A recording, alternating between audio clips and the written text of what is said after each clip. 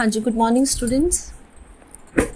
ये आपकी इस क्लास में, इस लेक्चर में हम इन्फ्लेशन वाला चैप्टर कर रहे हैं, चैप्टर 12। कल हमने गूगल मीट पर डिस्कस करा था causes of inflation, demand pull and cost push theories. तो आज हम इस ऑडियो वीडियो लेक्चर में effects of inflation, next question जो है वो डिस्कस करेंगे। क्वेश्चन नोट कर लीजिए।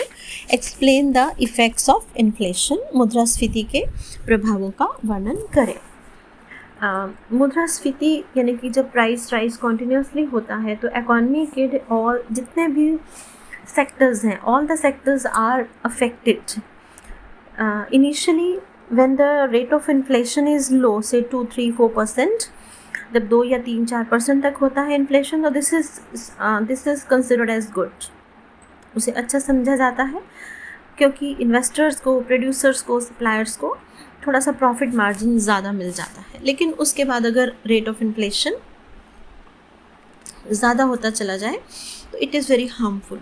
तो देख लेते हैं क्या क्या इफ़ेक्ट्स हैं। पहला है effect on debtors and creditors, ऋण दाता और ऋण लेने वाले पर प्रभाव। अब जो क्रेडिटर है, क्रेडिटर को ने पैसा दिया, ऋणदाता ने पैसा उधार दिया डेटर को, ऋण लेने वाले को। तो अब अगर हम इस पॉइंट को डेट मान लीजिए, चलिए डेटर के एंगल से समझते हैं। तो डेटर ने, ऋण लेने वाले ने जब ऋण लिया, मान लीजिए उस टाइम प्राइसेस नहीं बढ़ रहे थे, उसने 1 लाख रुपया ऋण ले लिया। When the debtor returns the money to the creditor, जब रीपेमेंट ऑफ लोन होगी from the debtor to creditor, तो मान लीजिए उस समय प्राइसेस बढ़ रहे हैं, ठीक है। When prices rise, then the value of money is falling. Value of money is equal to money divided by the prices, या 1/p कह लीजिए। Value of money is equal 1/p, 1 divided by price level। तो value of money inversely related है price से। जब prices बढ़ते हैं तो वैल्यू ऑफ मनी कम हो जाती है। तो अब during inflation if the debtor repay back the loan to the creditor, तो क्या होगा, क्रेडिटर को अब वही 1 लाख रुपया तो कैश तो मिलेगा, लेकिन उस 1 लाख रुपये की जो वैल्यू है, उस 1 लाख की जो परचेजिंग पावर है, वो कम हुई मिलेगी। इसका मतलब कि इस समय डेटर को फ़ायदा हो रहा है और क्रेडिटर को नुकसान हो रहा है। Second is effect on investors, निवेशकों पर प्रभाव। 2 तरह के इन्वेस्टर्स होते हैं। One, those who invest their capital in government securities, debentures and bonds पे जो इन्वेस्ट करते हैं, वो निवेश पहला निवेश होता है जिसमें एक फिक्स्ड इंटरेस्ट इनकम मिलती है, जैसे बॉन्ड्स, डिबेंचर्स आदि। सेकेंड वो निवेश होता है जो कंपनीज के शेयर्स होते हैं, जॉइंट स्टॉक कंपनीज के, जो स्टॉक मार्केट में खरीदे बेचे जा सकते हैं। तो इन्फ्लेशन से जो शेयर मार्केट में ट्रेडिंग है, उन इन्वेस्टर्स को तो फ़ायदा होगा, लेकिन जो ऐसे इन्वेस्टमेंट्स हैं, जैसे हमने कहा गवर्नमेंट सिक्योरिटीज़, बॉन्ड्स, डिवेंचर्स में हम कर रहे हैं, तो उसमें नुकसान होगा। क्यों? क्योंकि जिस इन्वेस्टमेंट में फिक्स्ड इंटरेस्ट इनकम है, तो वो उसकी वैल्यू, फिक्स्ड इनकम जो है उसकी वैल्यू कम हो जाएगी इन्फ्लेशन के दौरान। लेकिन जो स्टॉकर्स हैं, जो शेयर होल्डर्स हैं और जो शेयर मार्केट के थ्रू ट्रेडिंग कर रहे हैं, उनको फ़ायदा होगा। Third is effect on fixed salary class, जो निश्चित आय वर्ग है, जैसे कि जो लोग नौकरी करते हैं तो उनको एक फ़िक्स्ड इनकम मिलती है। तो यह याद रखेंगे हमेशा कि जो फ़िक्स्ड इनकम है, इन्फ्लेशन बढ़ने से उस फिक्स्ड इनकम की वैल्यू कम होती है। और जो बिजनेस पर्सनस होते हैं, क्योंकि इन्फ्लेशन के साथ साथ उनके प्रॉफिट मार्जिन्स बढ़ जाते हैं, तो दे आर द गेनर्स, और फिक्स्ड सैलरी इनकम वाले लोग are the losers. Fourth is effect on producers, उत्पादकों पर प्रभाव। उत्पादकों पर जनरली प्रभाव अच्छा होगा, क्योंकि उनका प्रॉफिट मार्जिन बढ़ता है, जिसकी वजह से वो गेन कर सकते हैं। और अगर उस इन्फ्लेशन के दौरान प्रोड्यूसर्स कुछ होर्डिंग भी कर लेते हैं, तो डेफिनेटली उनके प्रॉफिट मार्जिन जो है वो बढ़ जाते हैं। और next point is effect on agriculturist, कृषकों पर प्रभाव। जो फार्मर्स हैं वो भी एक प्रोड्यूसर क्लास है। जो फार्मर बड़ा फार्मर है, जिसके बड़े खेत हैं, आउटपुट ज़्यादा है, तो वह एक बड़े प्रोड्यूसर की तरह है। तो प्रोड्यूसर की का वाला सेम इफेक्ट होगा कि एज प्रोड्यूसर उसके प्रॉफिट मार्जिन्स बढ़ेंगे। Next is effect on middle class, मध्यम वर्ग पर प्रभाव। मध्यम वर्ग के लोग कौन से होते हैं? जनरली जो नौकरी पेशा लोग होते हैं, ठीक है, उनकी फिक्स्ड इनकम होती है। तो fixed income means as prices rise the value of fixed income falls, तो उनको नुकसान होगा। Next is household savings, गृहस्थ क्षेत्र की बचतें। जो गृहस्थ क्षेत्र है उसमें सेविंग्स कहाँ से आती हैं? जो हाउस होल्ड सेक्टर में जो लोग हैं, जो पुअर पर्सनस हैं या लो मिडिल क्लास है, तो उनकी स्मॉल सेविंग्स होती है, छोटी छोटी बचतें होती हैं। और जो मिडिल क्लास है वो थोड़ा सा ज़्यादा अमाउंट सेव कर लेता है, लेकिन उनका अमाउंट कैसा होता है? फिक्स्ड अमाउंट ऑफ सेविंग्स होता है। तो आज आपने 1 लाख रुपया मान लीजिए बचा लिया एक साल में, तो आज से 10 साल बाद, 4 साल बाद, या मान लीजिए आज ही जब प्राइसेस बढ़ने लग गए, तो उस 1 लाख की जो वैल्यू है वो कम होगी, यानी कि उस 1 लाख रुपए से आप पहले से कम गुड्स एंड सर्विसेज खरीद पाएंगे। तो इन्फ्लेशन जो होता है दैट डिस्करेजेस सेविंग्स, उससे क्योंकि मनी की वैल्यू कम हो जाती है तो उससे सेविंग्स को प्रोत्साहन नहीं मिलता, रादर सेविंग्स कम हो जाती है। वैसे भी जब प्राइसेस बढ़ते हैं तो इनकम का जो हिस्सा है वो कंजम्पशन एक्सपेंडिचर की फॉर्म में ज़्यादा खर्च हो जाता है, तो सेव करने के लिए पैसा ही नहीं बचता, तो सेविंग्स इन्फ्लेशन में कम होती जाती हैं। Next point is effect on employment, रोजगार पर प्रभाव। अब एम्प्लॉयमेंट से कोई डायरेक्ट रिलेशनशिप नहीं है इन्फ्लेशन का, लेकिन अगर माइनर इनिशियल इन्फ्लेशन स्टेज है, आरंभिक अवस्था में मुद्रास्फीति है, तो थोड़े से इन्फ्लेशन से आउटपुट बढ़ेगा, क्योंकि प्रोड्यूसर्स के प्रॉफिट मार्जिन बढ़ते हैं तो they get encourage to produce more, वो ज़्यादा उत्पादन करने लगते हैं, तो प्रोडक्शन ज़्यादा होगी। इट मीन्स कि लैंड, लेबर, कैपिटल, एंटरप्राइज को एम्प्लॉयमेंट ज़्यादा मिलेगी, ठीक है। लेकिन अगर इन्फ्लेशन रेट हाई है तो डेफिनेटली उस केस में लोगों की इनकम्स कम होंगी, इनकम कम होगी तो वो कंजम्पशन एक्सपेंडिचर्स कम करेंगे, तो मार्केट में डिमांड कम हो जाएगी गुड्स की, कम डिमांड होगी तो प्रोडक्शन कम होगी, जैसे ही प्रोडक्शन कम होगी तो अनएम्प्लॉयमेंट बढ़ जाएगी। तो इसलिए माइनर इन्फ्लेशन यानी कि इनिशियल रेट ऑफ इन्फ्लेशन तो ठीक है, एम्प्लॉयमेंट को बढ़ा सकता है, लेकिन जो है ज़्यादा high rate of inflation unemployment को बढ़ाता है, ninth is on the balance of payment, effect on balance of payment, भुगतान संतुलन पर क्या प्रभाव पड़ेगा। जब आपके देश के डोमेस्टिक प्राइसेस बढ़ रहे हैं, इट मीन्स कि आपकी जो कमोडिटीज़ एक्सपोर्ट करी जाएंगी वो महंगी हो गई, तो उससे क्या होगा कि आपकी एक्सपोर्ट्स कम हो जाएंगे, फॉरेन कंट्रीज़ में आपकी गुड्स की डिमांड कम हो जाएगी, लेकिन इम्पोर्ट्स तो कम नहीं हुए, तो बैलेंस ऑफ पेमेंट जो है वो डेफिसिट हो जाएगा। Next is effect on public debt, सार्वजनिक ऋणों पर प्रभाव। सार्वजनिक ऋण कौन से होते हैं? जो गवर्नमेंट लेती है, ठीक है, गवर्नमेंट बोरो करती है बैंकों से, लोगों से, तो उससे क्या होता है, जब प्राइसेस बढ़ते हैं तो गवर्नमेंट का बजट अपसेट हो जाता है।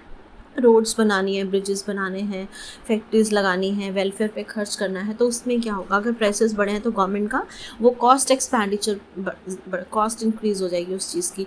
जब कॉस्ट इंक्रीज़ हो जाएगी तो उस केस में लोगों से उधार लेना पड़ेगा, तो गवर्नमेंट का जो डेट है वो इंक्रीज़ हो जाएगा। So inflation will lead to increase in the public debt taken by the government. Next is effect on banks and insurance companies, ठीक है। अब जो आपके बैंक और इंश्योरेंस कंपनीज हैं उन पर क्या प्रभाव है? अब जब इन्फ्लेशन है और प्रोडक्शन बढ़ रहा है, it means investors will borrow more from banks, they will go more to insurance companies, तो ये बिजनेसेस एक्सपैंड होंगे अपने रिस्क को कवर करने के लिए। अगर इन्फ्लेशन प्रोडक्ट प्रोड्यूसर्स को बेनिफिट देता है तो उससे बैंक्स और इंश्योरेंस कंपनीज को भी फायदा ही होगा। नेक्स्ट पॉइंट है इफेक्ट ऑन टैक्सेस, करों पर प्रभाव। जब प्राइसेस बढ़ते हैं तो गवर्नमेंट का खर्चा भी बढ़ता है, जैसे हम लोगों का खर्चा बढ़ता है। More prices means more cost, more expenditure by the government to provide all the services.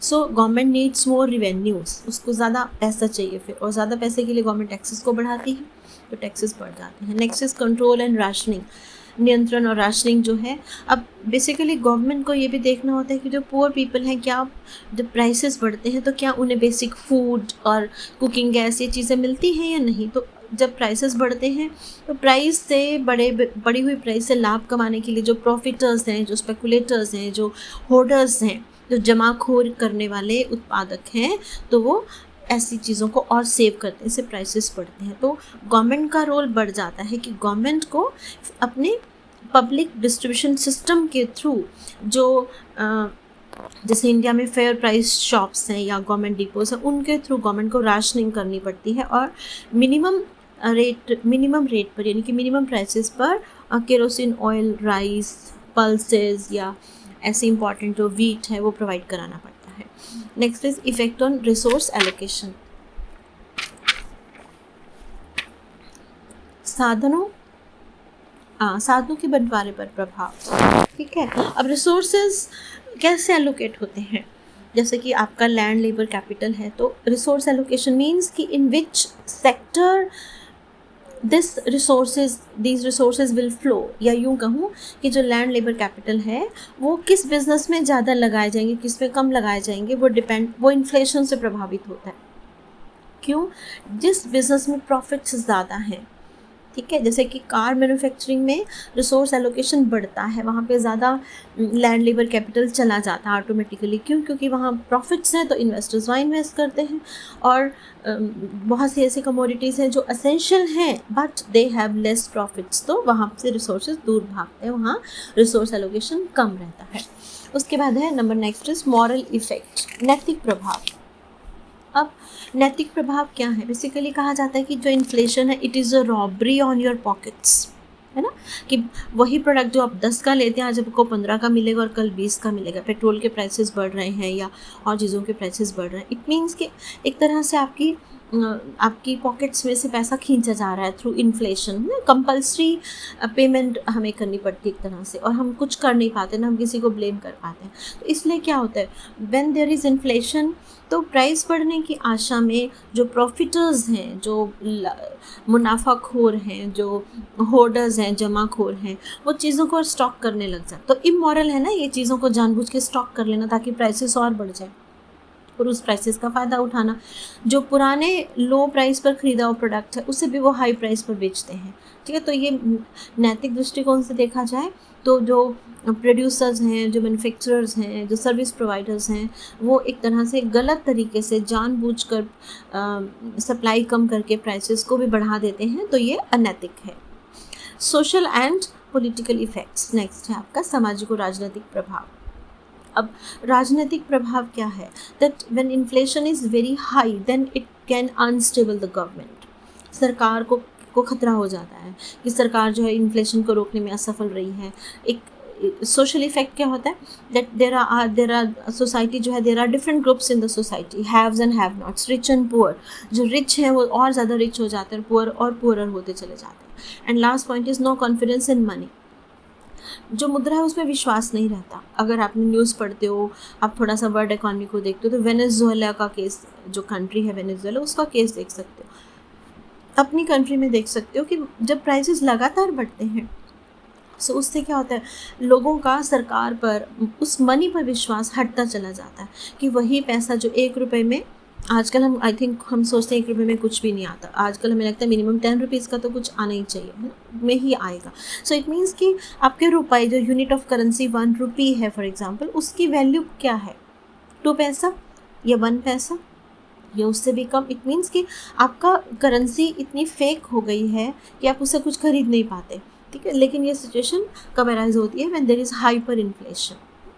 बहुत तेज़ी से प्राइसेस रातों रात जिसको कहते हैं बढ़ते हैं, तो ऐसी स्थिति कई बार अराइज हो जाती है, तो लोगों का विश्वास उस मनी में कम हो जाता है। क्योंकि आजकल क्या है, पेपर मनी है, तो वो कागज़ की तरह उसका मूल्य कम हो जाता है। सो व्हाट वी कंक्लूड है कि इन्फ्लेशन, जब प्राइसेस बढ़ते हैं तो वो इकोनॉमी के हर सेक्टर को, हर व्यक्ति को, कंज्यूमर्स को, प्रोड्यूसर्स को, स्पेकुलेटर्स को, बैंकर्स को, इंश्योरेंस कंपनीज को, उसका इफेक्ट एम्प्लॉयमेंट पे, आपकी मॉरल वैल्यूज़ पे कि आप कितना ईमानदार है कि अपना बिजनेस करते हैं या बेईमानी का बिजनेस करते हैं। सोशल क्लास स्ट्रगल शुरू हो जाता है कि प्रॉफिटर्स को प्रॉफिट ज़्यादा मिलता है और वेज अर्नर्स की फिक्स्ड इनकम की वैल्यू कम होती चली जाती है। तो इस तरीके के जनरल इफेक्ट